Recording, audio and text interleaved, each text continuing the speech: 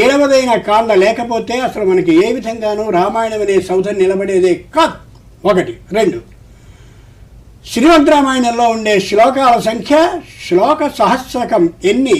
24, 24,000 శ్లోకాలు. బాల, అయోధ్య, ఆరణ్య, కిష్కింధ అనుకున్నటువంటి సుందర యుద్ధ కలిపితే 24,000 శ్లోకాలు పూర్తి కావు. 24 కావాలంటే ఉత్తరకాండ శ్లోకాల సంఖ్యని కలిపి తీరాల్సిందే. ఇంకో విశేషం ఉంది. ఏ ఉత్తరకాండ ఉందో దాన్ని రాముడు పట్టాభిషేకం అయిపోయిన తర్వాత జరిగిన కాండగా మనం చెప్తాం.